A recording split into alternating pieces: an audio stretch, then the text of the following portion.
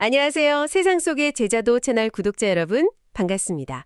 활기찬 아침, 여러분과 함께 묵상집 이름, 하나님을 경험하는 삶, 365의 지혜를 깊이 나누는 시간입니다. 네, 안녕하세요. 오늘 아침 정말 우리의 관계, 또 믿음을 돌아보게 하는 그런 귀한 시간이 될 것 같습니다. 오늘 저희가 함께 살펴볼 부분은요, 이 묵상집의 133번째 날인데요. 침묵에 대한 책임이라는 주제예요. 와, 시작부터 아주 강렬한 말씀이 나오죠? 잠언 27장 6절.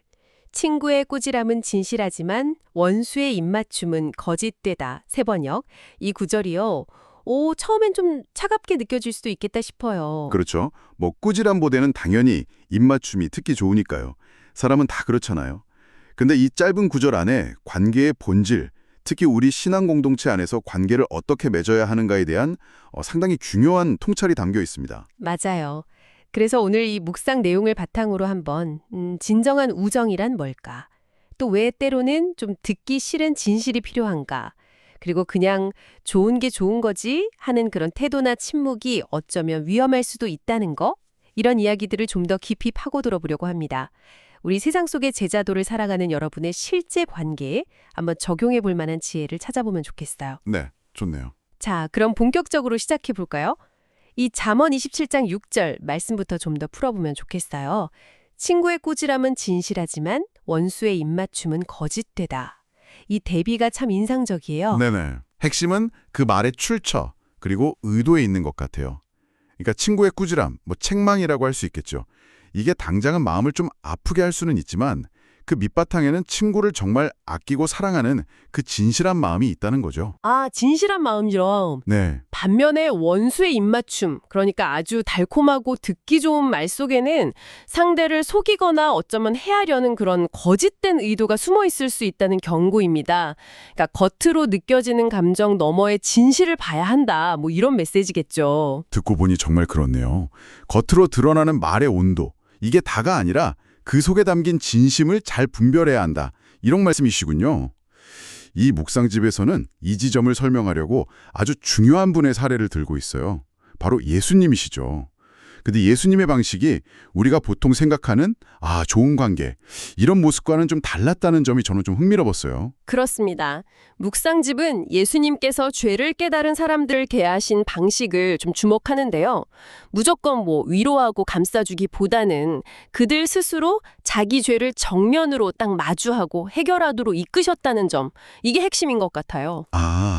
스스로 마주하게 한다. 네, 여기서 정말 중요한 통찰 하나를 발견할 수 있는데 진정한 도움이라는 게 때로는 그 즉각적인 감정 해소, 그러니까 입맞춤 같은 거죠. 그게 아니라 근본적인 변화를 위한 직면, 이게 어쩌면 꾸지람처럼 들릴 수도 있겠지만 그걸 유도하는 것이라는 점입니다. 직면을 유도한다. 그 표현이 확 와닿네요. 삭개오 이야기가 딱 대표적인 예로 나오잖아요.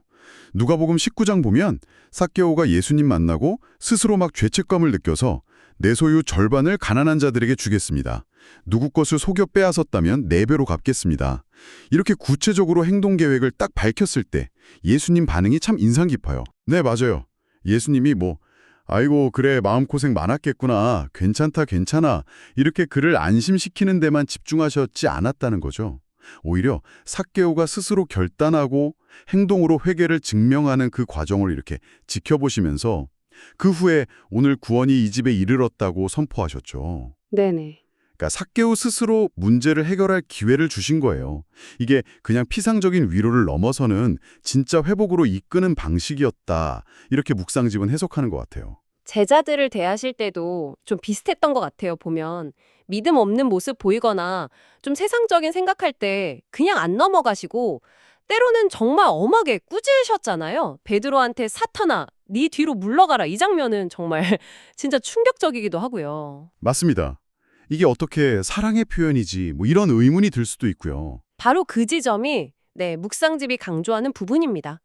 예수님의 그런 강한 책망조차도 제자들을 향한 깊은 사랑에서 나왔다는 거예요. 사랑해서. 네.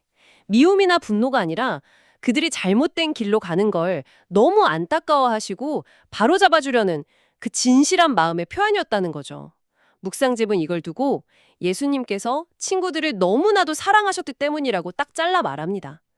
달콤한 말로 잠시 기분 좋게 해주는 것보다 어쩌면 영혼의 성장에 꼭 필요한 진실을 마주하게 하는 것, 이게 더 깊은 사랑일 수 있다는 약간 역설적인 진리를 보여주는 거죠. 역설적인 진리라는 표현이 참 인상 깊네요. 사랑하기 때문에 오히려 아픈 말을 해야 할 때가 있다는 것.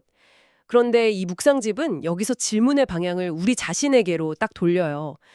만약 우리 주변의 친구나 믿음의 동료가 성령님의 인도하심 따라서 어떤 죄나 잘못에 대해 깊은 죄책감을 느끼고 있을 때 우리가 옆에서 에이 괜찮아 사람 다 그렇지 뭐 너무 자책하지 마 이렇게 말하면서 그 불편한 감정을 빨리 덮어주려고만 하는 거 이게 과연 그 친구를 위한 최선일까? 하고 묻는 거죠.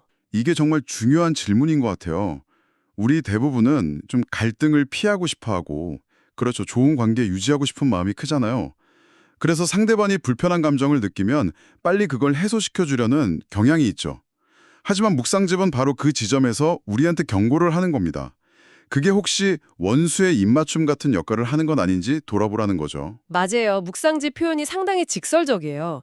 친구들한테 믿음 좀 부족해도 괜찮다 이렇게 쉽게 말하거나 그 친구가 명백히 하나님 앞에서 불순종하고 있다는 걸 알면서도 광에 어색해질까 봐 그냥 모른 척 눈 감아주는 거. 이건 진정한 우정이 아니라고 딱 선을 긋더라고요.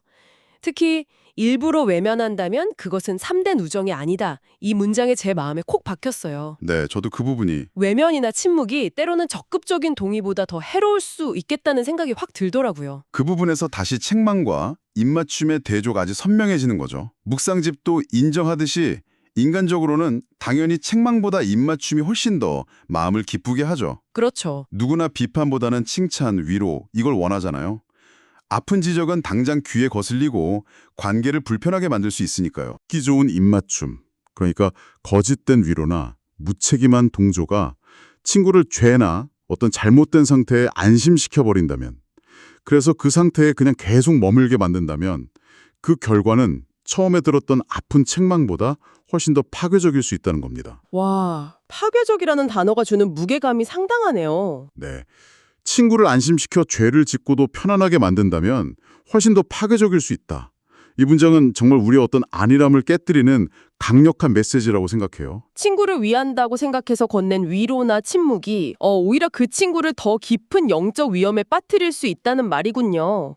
단순히 불편함을 피하려던 그런 소극적인 행동이 예상치 못한 부정적 결과를 낳을 수 있다 이거네요. 네, 그렇습니다. 그래서 묵상집은 우리가 친구를 그저 안심지키고 좋은 관계만 유지하려는 마음 때문에 정말 하나님께서 우리를 통해 전하기 원하시는 말씀, 때로는 경고나 권면의 말씀을 나누지 않는 그 침묵의 문제로 넘어가는군요. 정확합니다.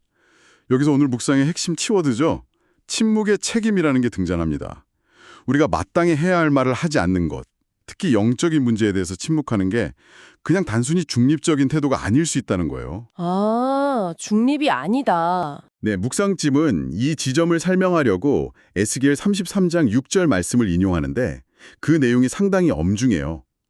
파수꾼, 그러니까 경계병이 적의 칼이 쳐들어오는 걸 보고도 나팔을 불어서 백성에게 위험을 알리지 않으면 그 백성은 자기 죄 때문에 죽겠지만 하나님께서는 그들의 죽음에 대한 책임을 그 파수꾼에게 물으시겠다, 이런 내용이거든요. 파수꾼의 비유. 와, 정말 상황이 명확하게 그려지네요. 위험을 봤으면 알려야 할 의무와 책임이 있다는 거군요. 그냥 나는 못 봤다거나 나랑 상관없어 이렇게 할 수가 없다는. 그렇습니다. 이 비유를 우리 관계에 적용해 볼 수 있는 거죠. 만약 우리가 친구나 공동체 지체의 영적인 위험, 뭔가 잘못된 길을 가고 있는 모습을 보면서도 관계 깨질까 봐 두려워서 혹은 내가 비난받을까 봐 걱정돼서 사랑과 진실에 기초한 어떤 권면이나 경고를 하지 않고 침묵한다면 네. 어쩌면 하나님께서 그 침묵에 대해 우리에게 책임을 물으실 수도 있다. 이런 의미로 해석할 수 있습니다.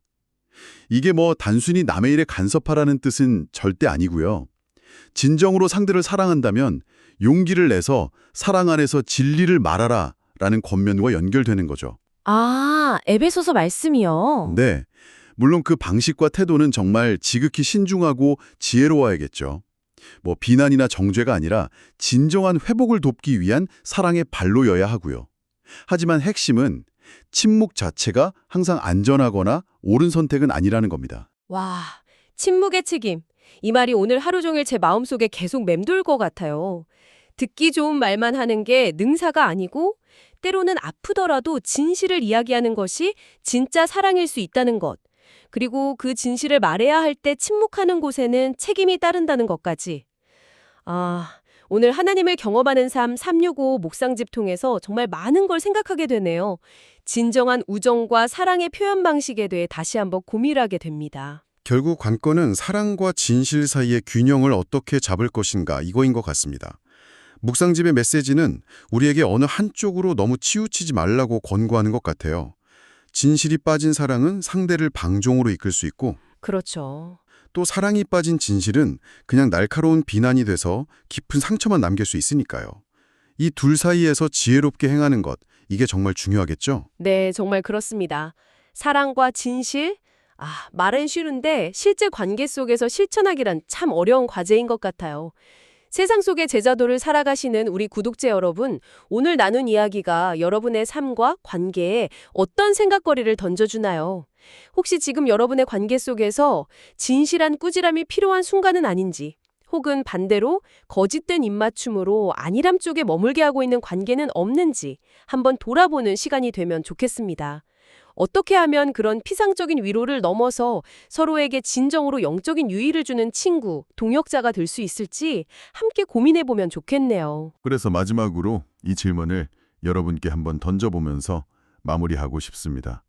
우리 각자의 관계 안에서 진심에서 비롯된 아픈 꾸지람과 거짓에서 나온 달콤한 입맞춤, 이걸 우리는 지금 어떻게 분별하고 있습니까? 그리고 더 나아가서 정말 필요한 순간에 사랑을 가지고 진실을 말할 수 있는 그 용기를 우리는 어떻게 길러갈 수 있을까요? 혹시 그 용기를 내지 못하게 막는 어떤 두려움 같은 건 없을까요? 오늘 하루 이 질문들을 마음속 깊이 한번 품어보시고 여러분의 구체적인 삶의 자리에서 그 답을 찾아보고 또 작은 실천이라도 해보는 그런 복된 날이 되시기를 바랍니다. 오늘도 이렇게 귀한 아침 시간 내주셔서 함께 지혜를 나눠주셔서 진심으로 감사합니다. 오늘 나눈 말씀들이 여러분의 삶에 실제적인 힘이 되고 또 여러분의 관계를 더욱 깊고 진실하게 세워가는 데 도움이 되기를 소망합니다. 건강하고 복된 하루 보내시길 응원하면서 저희는 다음 시간에 더욱 유익하고 흥미로운 내용으로 다시 찾아뵙겠습니다.